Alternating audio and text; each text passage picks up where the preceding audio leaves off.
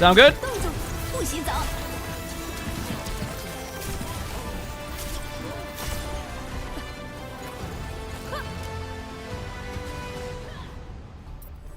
There you go.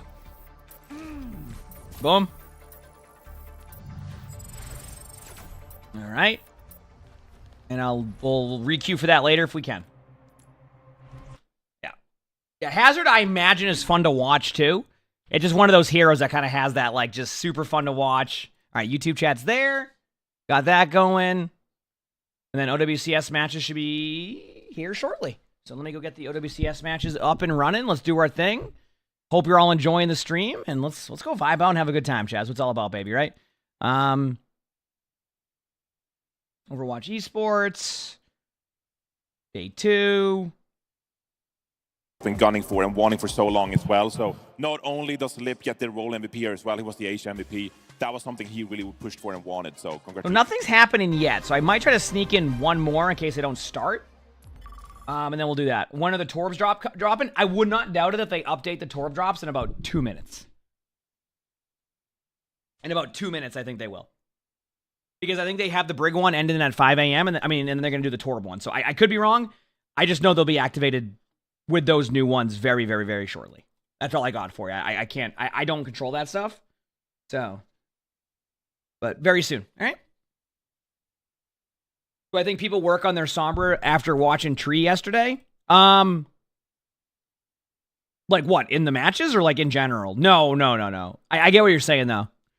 I wouldn't doubt it if more people look into that team comp because I've heard that it's even more Mauga versus Mauga now. It's actually funny because here's the funny thing right now to talk about this yet is they have Mauga versus Mauga right now in a patch that isn't the live version patch.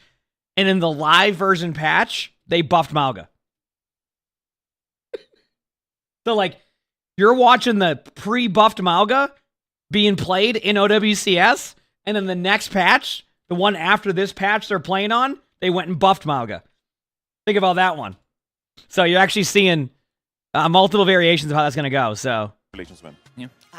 Will this kind of strategy work against the Falcons, you think, Jake? Anyway, well, I think what's interesting is I think we're set to see a very different match than Falcons' last match, which honestly I expect these teams to be pretty much mirror matching throughout. I think they're probably just going to try to go toe-to-toe. If Falcons gets map picks, though, I do see them maybe going to like forcing these dive comps, where I think the individual skill of the players is really going to shine through. But in this team-based meta, where it's so much about fighting together, about the ultimate cycle, about these small decisions in team fights, I feel that, you know, the I know I'm in quick play queue, just in case like they their strengths, right? They're a team that has I even like specifically said I'm gonna be in quick play queue just in case. Across the season, they like to talk for like an hour and a half during this usually, right? In North America, so and I think their trend if they do it like they did yesterday, I think this is a perfect moment for this team to come together and probably face the toughest team. What frankly, because we had the thing yesterday. I let people know about the this winners bracket. I mean, they clapped Space Station, right? Like they kind of beat them down. Yeah, we were doing like we had 11 hours of the drop yesterday for that one. Confidence, starting to believe in themselves, especially, you know, rumor mill has been that scrim results have been good for them.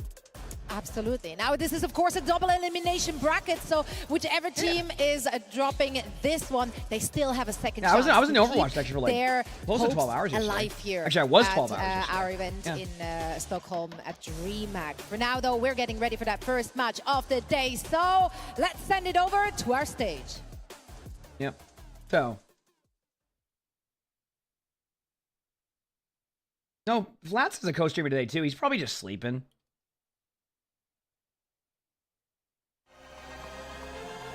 The drops are live, so the drops are updated now to Torb. There you go.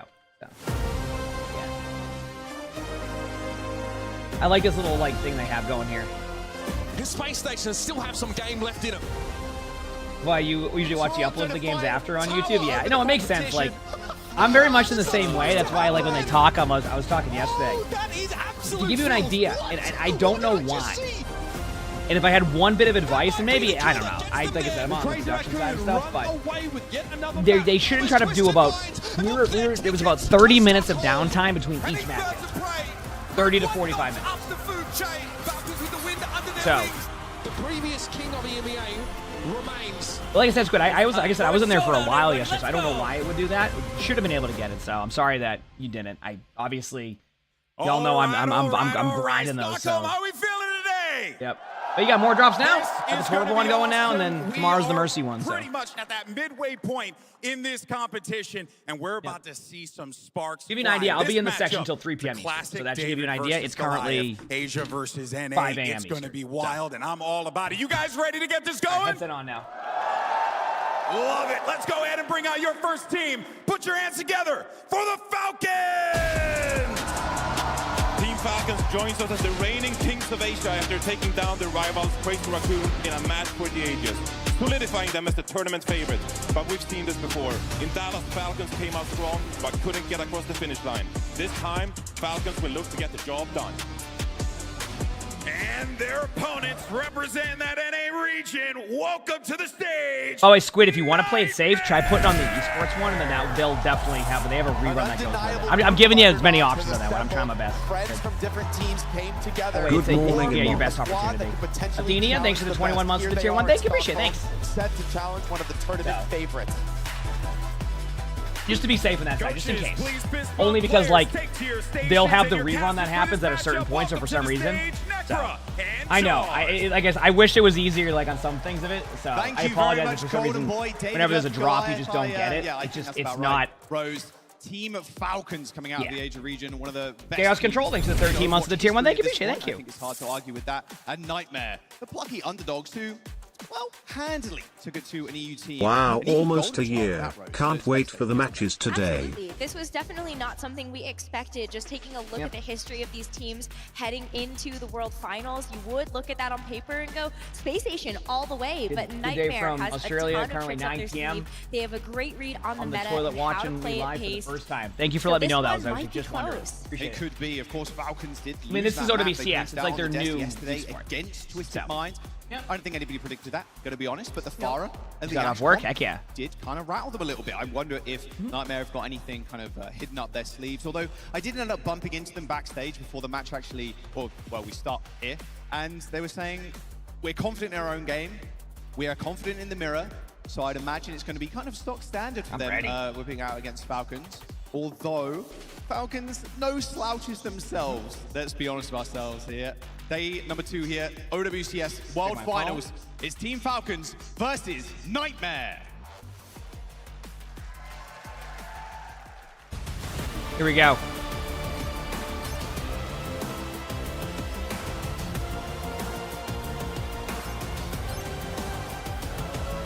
So obviously Nightmare is going to be the underdog going into this, but I do think Nightmare's a really, really good team. And I think they could very much surprise how these games. So I'm very excited to see where this goes. Teams eliminated, but this being an upper bracket game, you still get one more chance. You end up falling here. We're going over to Ilios. Ilios, our okay. First map was picked by Falcons. Ilios is an interesting one because we actually got a chance to see Smurf in the lineup to start their match off yesterday. And they played Oasis yesterday, right?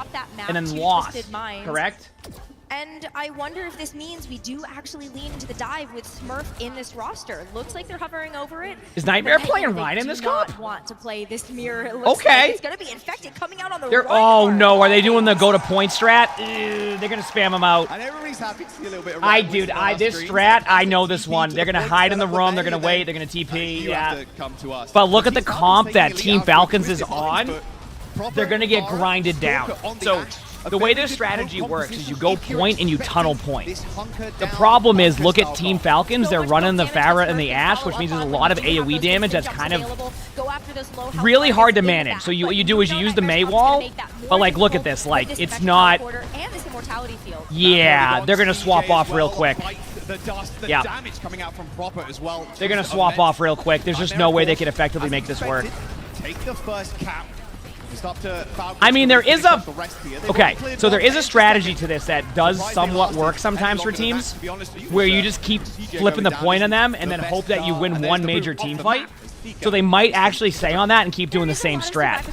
But, like, look at Falcons right now. Look at their ult charge. Like, yeah, they swapped. Okay, there it is. as well as making sure that you have those walls. But we are going to see a change. Yeah, I was concerned right away when I saw that strategy. It's a strategy that people do. I hate it because it just doesn't. That's what always happens. But it doesn't mean it's bad. It just means that they like that. But they already swapped. They went Kiriko Lucio against Anna Briggs. So this will be interesting. Yeah, pure dive from Nightmare. You're not half wrong. Right now, it's just grinding through ultimates. Don't be surprised to see proper swap off Farah right away now that they made that change. But or go Echo or Genji. There you go. Because the Farah versus Echo matchup isn't the best, and Proper has a deep hero pool, so you go Echo to counter their Echo. That's why you do that. Into Nano, Rally, Primal, and Bomb. There's also going to be a switch up on this roster. Proper going they're trying to mirror KR on dive. So they've given up. No, they tried a strategy that only works if the other team doesn't play what Team Falcons did. But the fact that knowing Falcons, especially with who their coach is, my guess is Nightmare is known for trying that strategy on this map and did the research. Good job by Zera there. Basically did the research on the strategy and knew right away.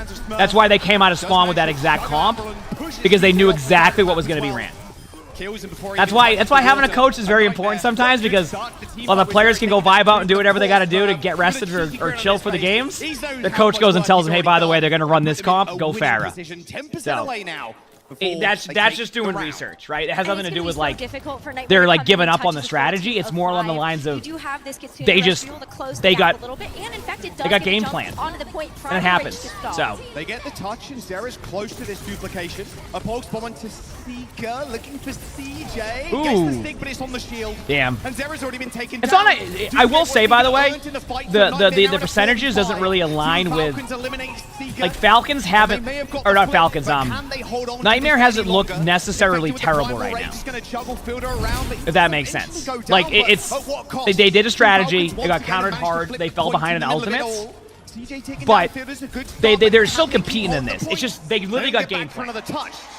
Karomi, thanks to the 9 rounds for the tier 1. Thank you. They got straight up game plan. Very decisive round number 1 from them as well. Just so quick with these dives and these engagements coming through from Smurf. Very different than what we saw yesterday. And that's a part of the game. Wheelhouse being able to play this Winston as well as the rest of these dive pieces. I do think it's interesting that Nightmare opts for backstage too, like, hey. Oh yes, I was wondering if we were gonna see this because we saw CR run this yesterday, the Wrecking Ball comp. Infected was known initially as like a Wrecking Ball connoisseur, right? This is before this is when Infected couldn't really like be in pro play because like it was the there's like an age limit on being in pro play. So this is like Infected's a really good Wrecking Ball player, and this is the comp that we saw CR play yesterday, where you basically just constantly just run at their team and do a bunch of damage to them. It's a really cool comp. It's basically non-stop action for the whole time. Joey, thanks for the tier 1. Thank you, appreciate it. Thanks. It's really cool. It's a really cool strategy. Now, there's a difference though between playing a team comp and playing the strategy correctly. So far, I feel like it hasn't been as much like RNG to the playstyle. When I mean RNG, it's just like randomness. So I definitely think that Nightmare needs to do that a little bit, but it's one of his best heroes. Give him time, you know. Chio, though. Ideally, you want to be diving that backline, but their backline stands tall. Even at the worst of times, they are just the anchor for Team Falcons. But an aid onto Chio does eliminate him. Avril going super aggro on the Lucio. Point unlocked to Team Falcons. Okay, there it is. It's a big nade there on the it backline, is. though, from Fielder. A passing gift. As the backline falls, so what's happening, by the way, and I just want to point out, is Nightmare kind of set up a dive, but the way that the comp was played yesterday by CR is you don't necessarily set up for dives, you set up for the randomness of it. You make them constantly feel like they have to peel to put pressure on them, right? So what happened there is they did a really good dive. It was great. It was a really good dive combo, like unreal teamwork. But because of that, it also gave Falcons proper time to be able to time to basically react to it and then clean up all the kills. So it's a good strategy. What does peeling mean? It just means like helping your teammates. It just means helping your teammates. So a very like generic way to describe peel. They dive your Ana and you use your defense matrix on the Ana. You're peeling for your Ana to keep them alive. Does that make sense? So apply that same knowledge to any hero with those type of abilities, and that's what peeling means. Get back to spawn to make sure that you can actually heal up. We saw a little bit of a pivot there just to see if maybe the Widowmaker was needed from Seeker to get back out of spawn, but well, they're not necessarily searching for a team comp that works. Like this is viable strategies. Here, have this forward positioning with this nano boost from Fielder. Smirk can go crazy. I also will say this, right now and somebody brought it up earlier, but I don't think in the right way. He is behind Team Falcons right now. Korea's very, very, very well known for dive. Like they have been practicing against dive for essentially 8.5 years. Like that's like what they like. It's a lot of dive. Whenever there's a dive meta or any opportunity to play dive, dive will be played. So the reason why that Falcons picked Ilios is because it's a very dive-heavy map. All 3 maps you can play dive on, as we saw, right? So what needs to happen now is Nightmare needs to go and pick like a different like a map that's a little bit more kind of like the what do you call it, the ground and pound, like more like of like the brawl style. So that map was that's why Falcons picked that map. It's a very dive-centric map. They were comfortable playing against like the strategies they know Nightmare ran. So that's not really, that's once again a map where like I don't think you're going to be able to see the true skill set of Nightmare until their map selection right now. So the good news is that map is out of the way, and so is that game type. So now we're going to start getting away a little bit from dive-centric maps. Like, and when I mean dive-centric is like you're still going to have dive maps, but that is a very clear-cut. There's dive on all 3 maps. So. I don't think Smurf's getting subbed out either. Why do they all drink water weird? Sitting down, of course, I'm gonna be real with you. For map number 2. Who cares how they drink water? After that, Oasis lost. First is Twisted Minds yesterday. What does it matter? Before. Bumped into Seeker and Nightmare in the back, and they said, you know, we are confident. Let them enjoy their water in peace. You know, like mirrors as well. Oh man.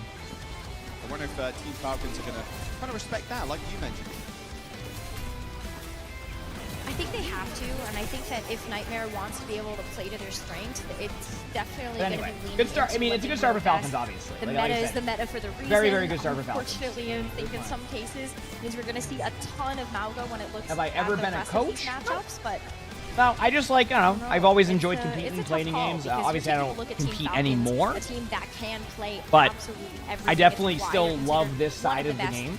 The pro style, like the really cool strategies. Like, so no, I've never been like a coach or anything. I just like have played pro before for like in games. So it allows for me to kind of apply the knowledge I've learned over the years of being a pro and then being able to talk about like things. Now, sometimes I could be incorrect. Like I might try to like theorize a strategy and like there's no theory to it, right? But outside of that, yeah, I just do my thing, have a good time, and have fun. That's what it's all about.